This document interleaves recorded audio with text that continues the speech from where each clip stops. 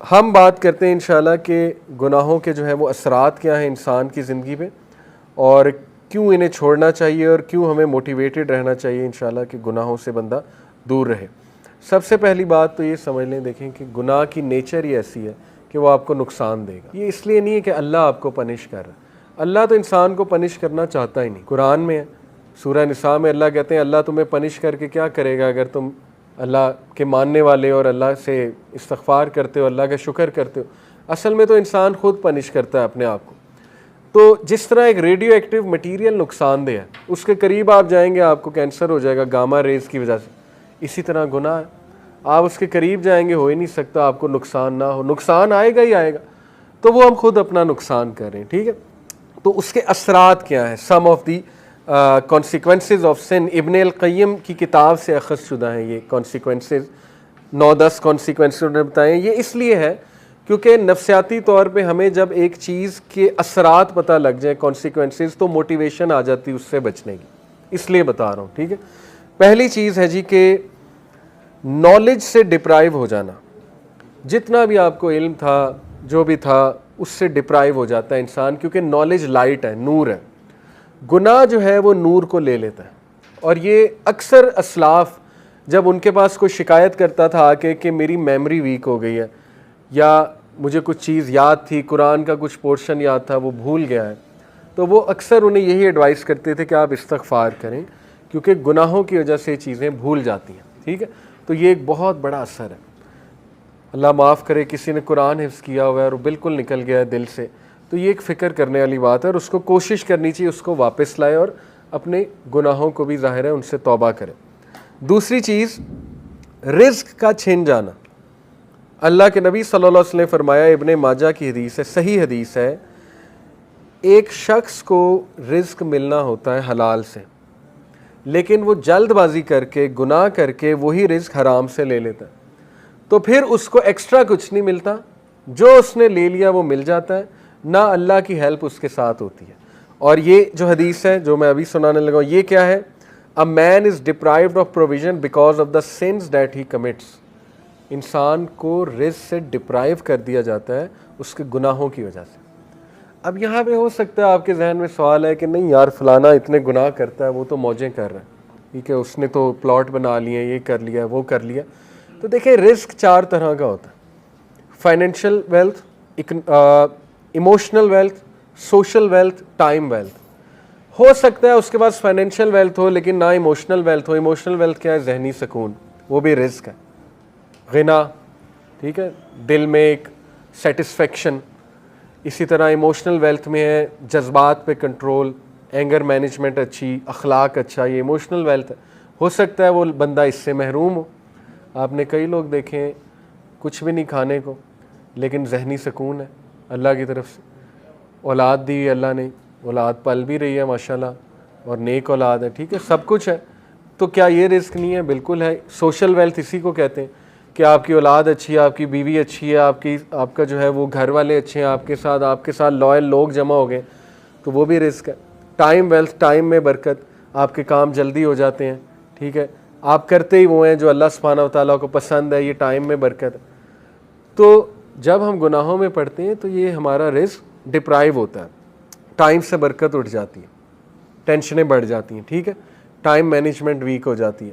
Number 2، آپ دیکھیں نا گناہوں میں وقت کتنا ضائع ہوتا ہے۔ اللہ معاف کرے اگر ایک گناہ عادت بن چکی ہے، 4 گھنٹے 3 گھنٹے لوگ اس میں پڑے رہتے ہیں، ٹھیک ہے، اور وہ ضائع ہو رہا ہے وقت۔ سوچیں کتنا وقت ہم جوانی کا ضائع کر دیتے ہیں، ٹھیک ہے، ان چیزوں میں، اللہ معاف کرے۔ تو اس سے نکلنا ہے، اپنے آپ کو موٹیویٹ کرنا ہے۔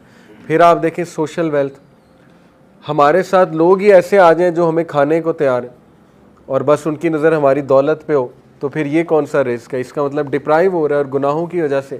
پھر آپ دیکھیں ایموشنل ویلتھ، ذہنی سکون ہے ہی نہیں، ہر وقت ٹینشن ہے، ہر وقت سٹریس ہے، ہر وقت پریشانی ہے، ہر وقت منہ پہ شکایت ہے، تو اس کا مطلب گناہوں کے اثرات آ تو رہے ہیں۔ تو اس لیے گناہوں کے اثرات رزق کی تنگی سے آتے ہیں، ٹھیک ہے۔ رزق کبھی اللہ بڑھا کے دیتا ہے، کبھی گھٹا کے دیتا ہے، اوور آل رزق تو لکھا ہوا ہے، لیکن یہ اللہ کی ڈسٹریبیوشن ہے۔ اللہ اپنے بندوں کو چیک کرنے کے لیے کبھی زیادہ دے دیتا ہے اس کوانٹیٹی میں سے، کبھی کم کر دیتا ہے، جب وہ دوبارہ استغفار کرتے ہیں پھر بڑھا دیتا ہے، ٹھیک ہے۔ یہ اللہ بادشاہ ہے، اللہ جیسے چاہے کر سکتا ہے۔ نمبر 3، اللہ اور بندے میں ایک لا تعلقی، سینس آف ایلینیشن، جو بہت بڑی پنشمنٹ ہے، اللہ معاف، بلکہ سب سے سیریس بات ہے یہ، جب آپ اللہ سے دور ہو جائیں اور ایک ڈسٹینس فیل کریں اور ایلون فیل کریں. دنیا کی سب سے بڑی لونلینس، سب سے بڑی تنہائی اللہ سے دوری، ٹھیک ہے. تو گناہ وہ اس ڈسٹینس کو انکریز کرتے ہیں، کیونکہ دیکھیں نا، انسان اللہ معاف کرے جب گناہوں میں ہوتا ہے تو اللہ، ظاہر ہے فرشتے اس کے ارد گرد نہیں ہوتے، فرشتے بھی اٹھ جاتے ہیں اس جگہ سے، رحمت نہیں ہوتی اللہ کی، لیکن امید ہوتی ہے، امید بہت ہے. اللہ گناہ گاروں کو ہی معاف کرتے ہیں، آبویس سی بات ہے. اللہ ضرور ہوتے ہیں، بندے کی طرف محبت سے دیکھ بھی رہے ہوتے ہیں، چاہتے ہیں بندہ نکل آئے اور بندہ جو ہے مجھ سے دعا کرے، مجھے پکارے، لیکن گناہوں کی وجہ سے آہستہ آہستہ یہ ریلیشن ویک ہوتا جاتا ہے. ویکنس یہاں تک آ جاتی ہے کہ ایک بندہ نا مایوس ہو جاتا ہے، کہتا ہے یار کیا اللہ سے مدد مانگوں، میں تو بہت ہی ایکسٹرا کر چکا ہوں کام، اسراف کر چکا ہوں گناہوں کے، اب کیا میں نے اللہ سے بات کرنی. ٹھیک ہے، تو پھر بندہ گیو اپ کر دیتا ہے، گیو اپ کر کے وہ مزید گناہوں کی طرف چلا جاتا ہے. اس لیے اس ڈسٹینس کو کم کرنے کے لیے استغفار کرنا، گناہوں سے توبہ کرنا، گناہوں کو چھوڑنا، تاکہ آپ اللہ کے قریب آ جائیں اور اس ریلیشن کو انجوائے کریں. خالق کے ساتھ جو ریلیشن ہے نا، وہ سب سے خوبصورت، سب سے ہیلدی ریلیشن ہے، سب سے بیوٹیفل ریلیشن ہے، اور انسان خوش ہو جاتا ہے خالق کے ساتھ ریلیشن سٹرونگ کر کے. ٹھیک ہے. یہ چوتھی چیز، things become difficult for him so that he does not turn his attention towards any matter but he finds the way blocked or he finds it difficult. کام مشکل ہونا شروع ہو جاتے ہیں گناہوں کی وجہ سے. میں نے جیسے کہا رزق میں تنگی آ جاتی، اس طرح کاموں میں بھی مشکلات آنا شروع ہو جاتی ہیں. اچھا خاصا کام کوئی تھا، ہونے لگا تھا، ایک دم مشکل بن گیا، رکاوٹ آ گئی. ٹھیک ہے، تو اس موقع پہ بندے کو استغفار بڑھانا چاہیے، اپنے گناہوں کی توبہ کرنی چاہیے اس موقع پہ. ٹھیک ہے، تاکہ وہ اٹکا ہوا کام جو اللہ کی رحمت سے وہ ٹھیک ہو جائے. ایک اسلاف تھے، سلف تھے، ان کا واقعہ ہے کہ وہ قرآن حافظ تھے. تو انہوں نے ایک کرسچن عورت تھی، اس سے انہیں محبت ہو گئی. بہت خوبصورت عورت تھی وہ، تو ظاہر خوبصورتی کی وجہ سے وہ اٹریکٹ ہوئے. اس کرسچن عورت نے ان کے سامنے شرط یہ رکھی کہ تم اسلام چھوڑ دو، اسلام چھوڑ کر جو ہے نا وہ پھر تم مجھے پالو گے. تو وہ جو سلف تھے انہوں نے بات مان لی، اللہ معاف کرے. He left Islam for the sake of women, اس سے امپریس ہو گئی. اور پھر جو ہے وہ ایک بار کہیں سے گزر رہے تھے تو قرآن کی جو ہے نا وہ یہ آیت ان کے سامنے آئی، سورہ حج کی، کہ لوگوں میں سے کچھ ایسے ہیں جو ایج پہ کھڑے ہوئے ہیں، جب تک انہیں اچھائی آ رہی ہے وہ اللہ کی طرف ہے، اور جب انہیں کوئی مشکل آتی ہے تو وہ اسلام سے چلے جاتے ہیں. اور ایسے لوگ دنیا میں بھی خسارے والے ہیں، آخرت میں بھی خسارے والے ہیں. تو وہ اتنا روئے یہ آیت سن کے کہ اللہ نے مجھے میسج دے دیا ہے. انہوں نے توبہ کی اور واپس آئے.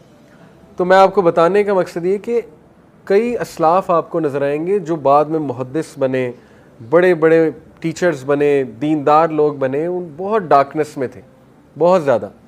جیسے عبداللہ بن مسلم کا واقعہ ہے، امام بخاری کے ٹیچر، شرابی تھے، شراب چھوٹتی ہی نہیں تھی. ٹھیک ہے، شراب کے نشے میں دھت تھے. ایک دن امام الشابی آئے، جو کہ اس دور کے بہت بڑے محدث تھے. گدھے پہ سوار تھے وہ، کیونکہ رسول اللہ کی سنت ہے، گدھے پہ رسول اللہ نے سفر کیا ہوا ہے. انہوں نے بڑا مذاق اڑایا. عبداللہ بن مسلم نے شراب کے نشے میں دھت بے شرمی سے ان کے سامنے گئے، کہتے بھئی کون ہو تم لوگ، تمہارے ارد گرد جمع ہو رہے ہیں، کدھر سے آئے ہو؟ امام الشابی نے کہا جی میں محدث ہوں. انہوں نے کہا جی محدث کیا ہوتا ہے؟ امام الشابی نے کہا محدث ہوتا ہے جو حدیث سناتا ہے. تو انہوں نے بے شرمی سے کہا اچھا مجھے بھی سنا، دیکھتے ہیں مجھ پہ کتنی اثر کرتی ہے. شراب کے نشے میں دھت تھے تو انہوں نے حدیث سنائی کہ نبی اکرم صلی اللہ علیہ وسلم نے کہا جب تو شرم نہ کر تو جو چاہے کر. آپ دیکھیں کہ کتنے ذہین تھے کہ وہی موقع تھا، وہ بے شرمی سے آیا تھا نا. اللہ کے نبی نے کہا ٹھیک ہے.